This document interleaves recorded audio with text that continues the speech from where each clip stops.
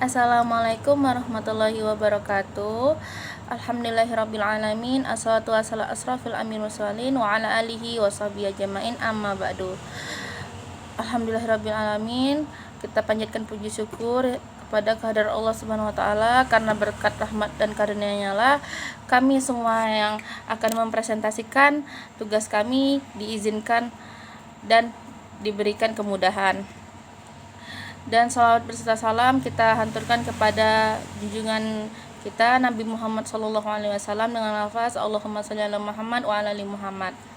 Baiklah, di sini kami akan mempresentasikan hasil dari tugas untuk melengkapi ujian akhir semester mata kuliah. Tugas ini diajukan untuk memenuhi ujian dari mata kuliah ekonomi sektor publik. Di sini saya sendiri selaku moderator dan pemateri pertama izin memperkenalkan diri. Perkenalkan, nama saya Siti Hana Fadila Syahira dari program studi ekonomi syariah, dan teman-teman saya juga dari program studi ekonomi syariah. Teman-teman saya ada yang pemateri kedua yaitu Eva Adila, dan pemateri ketiga yaitu Indra Gunawan. Baiklah, di sini saya akan mempresentasikan hasil diskusi kami. Yang pertama yaitu tentang perbedaan organisasi sektor publik dengan sektor swasta.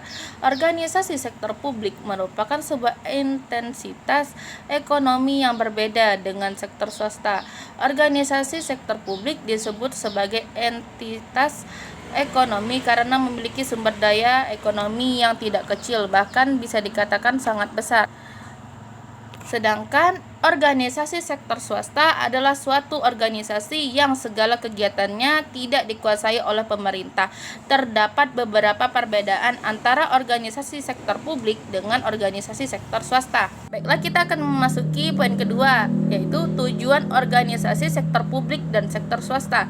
Tujuan sektor swasta untuk mencari laba atau keuntungan, sedangkan organisasi sektor publik memiliki tujuan untuk memaksimalkan kesejahteraan.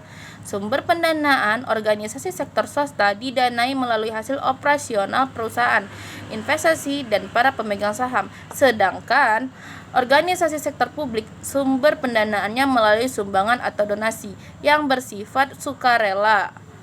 Organisasi sektor publik, khususnya lembaga pemerintahan, harus melakukan aktivitasnya sesuai dengan peraturan perundangan yang berlaku. Bagi perusahaan sektor swasta bisa memilih aktivitas mana yang akan dilakukan atau produk apa yang akan dibuat berdasarkan pertimbangan untuk rugi. Baiklah, masuklah ke poin ketiga, yaitu karakteristik organisasi sektor publik dan swasta. Yang pertama, tidak mencari dalam bentuk finansial, bersifat mandiri, memiliki batasan dalam organisasi, tidak mempunyai kepemilikan dalam bentuk saham, dimiliki secara kolektif oleh publik, memiliki arah tujuan yang jelas, pengambilannya kebijakan serta keputusan didasarkan pada konsensus, mempunyai pola dalam pertanggungjawaban, mempunyai sumber pembiayaan yang tersusun. Terus memiliki aktivitas yang terencana untuk pelayanan publik. Dan yang terakhir, akuntansi sektor publik ini karakteristiknya lebih terbuka, sedangkan pada akuntansi sektor swasta karakteristiknya lebih tertutup.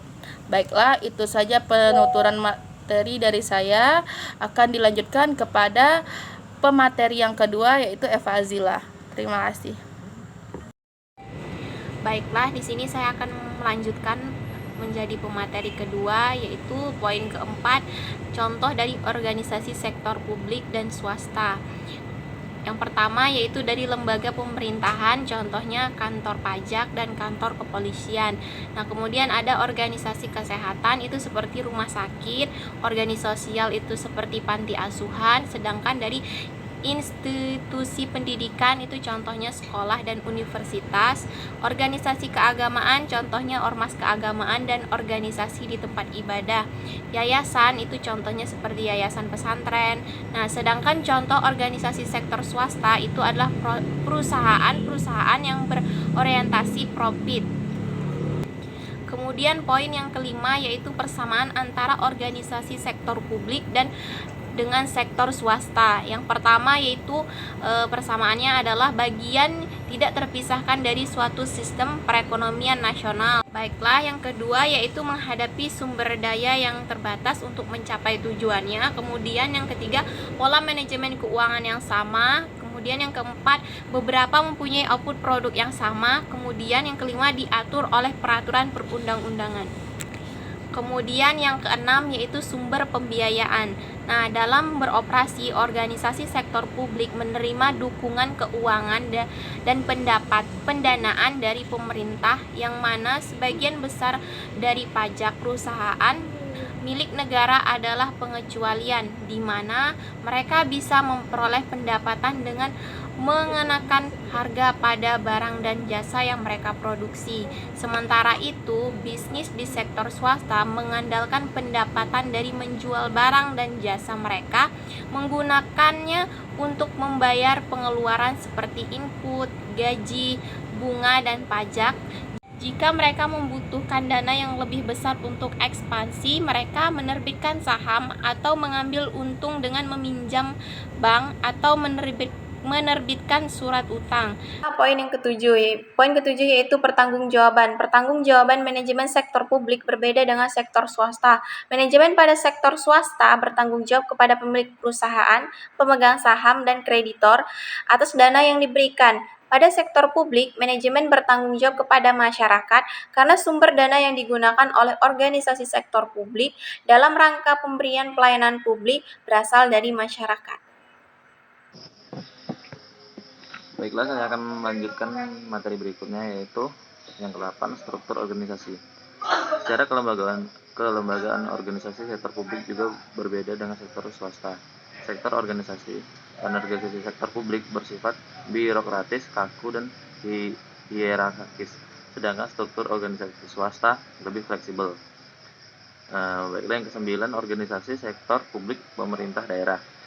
Organisasi atau lembaga pada pemerintah daerah yang bertanggung jawab kepada kepala daerah dalam rangka penyelenggaraan pemerintah di daerah. Pada daerah provinsi, perangkat daerah terdiri atas sekretariat daerah, dinas daerah, dan lembaga teknis daerah. Pada daerah kabupaten kota, perangkat daerah terdiri atas sekretariat daerah, dinas daerah, lembaga teknis daerah, dan kecamatan dan kelurahan. Baiklah, dan terakhir kesimpulannya, organisasi sektor publik sering diartikan sebagai dominan sektor publik yang berorientasi untuk kepentingan publik karena orientasinya pada pelayanan publik. Maka organisasi ini diasumsi oleh publik tidak berorientasi pada laba, non-profit oriented sebagai tujuan akhir organisasi. Namun sebagai sebuah organisasi, proses manajemen tetap harus berjalan dan organisasi sektor publik perumusan strategi, perancangan, penganggaran, pelaksanaan, dan evaluasi kinerja serta pengendalian tetap dijalankan di organisasi sektor publik, sama halnya di sektor swasta. Terdapat beberapa perbedaan dan persamaan terhadap sektor publik dan sektor swasta. Akuntansi sektor publik sangat berkaitan erat dengan penerapan dan perlakuan akuntansi pada dominan sektor publik.